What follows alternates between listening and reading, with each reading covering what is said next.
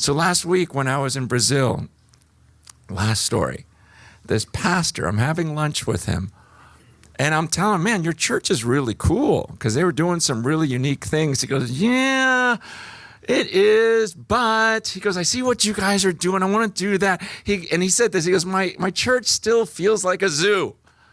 And I go, well, what do you mean by that? And he goes, you ever see the movie Madagascar? Have you guys seen Madagascar?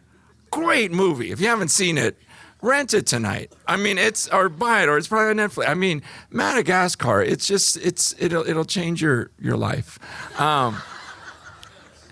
It's about these zoo animals, okay? These zoo animals, and the opening scene is the zebra, and he's on a treadmill in the zoo, and he's staring at a painting of like a jungle, and he's just like dreaming like he's in the wild, right? And it's his 10th birthday, and so then the giraffe and the hippo and the lion all come into his cage, at night, when people can't see.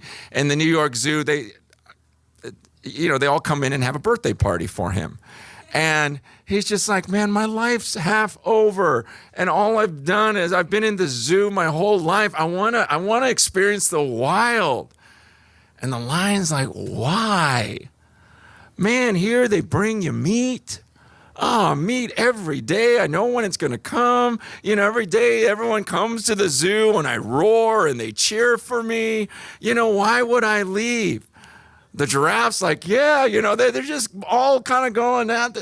Why would you want to go in the wild? But it's just something inside of him. And, and so when that pastor said, he goes, what we've done in the church is we've created these cages.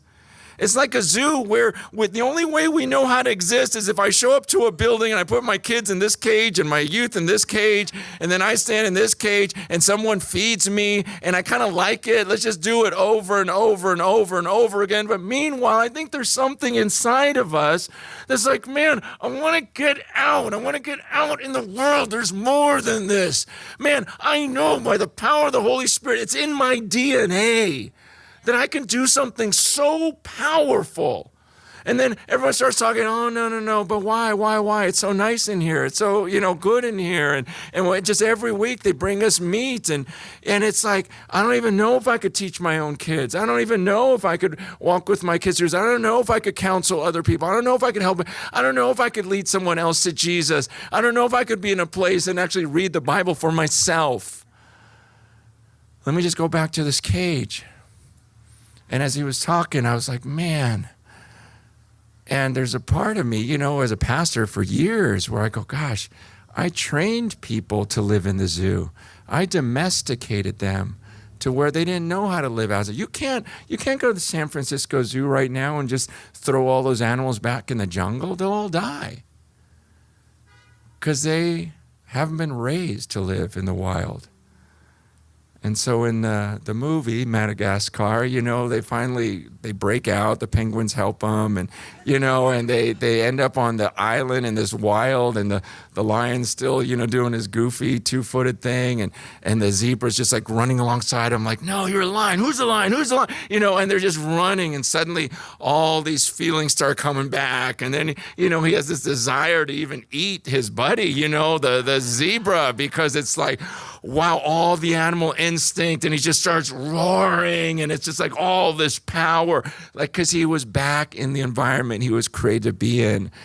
And I just thought, man, it was just such a clear picture to me last week. I'm the zebra. That's my job, is to tell you, man, you can survive out there. It's what you were made for. You've got so much power. You're not just a human being. Don't act like just a human being. Don't act like a zoo animal. God made you for more, and I think you know that. And I'm excited to release. That's what we're all about, is releasing people back into the world. Go back to your workplace. Change everyone in there. You go out there. You be the light. You act different. You be the impact. That's what he made us for. Don't try to save your life. You'll lose it. Go out there, take some risks, do some crazy things. I understand The jungle is more dangerous than the zoo. But it's what we were made for. It's what we're created for.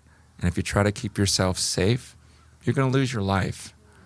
Man, I hope there's just story after story that we'll talk about in eternity, because we'll all go our separate ways, start different churches in different places and go on all sorts of adventures, and then come back at the feet of God, lay our crowns down, thank him for this amazing life, thank him for his word that we trembled at. We live in crazy times, but I'm not really worried about it. I think the world's going to get crazier, but that's what we were made for, is to stand up in that. So don't be afraid. Let's stick together. Let's build each other up. Let's send each other out. Let's look out for one another. But at the end of the day, we know who lives in us. We're not just human beings. We're temples of the Holy Spirit.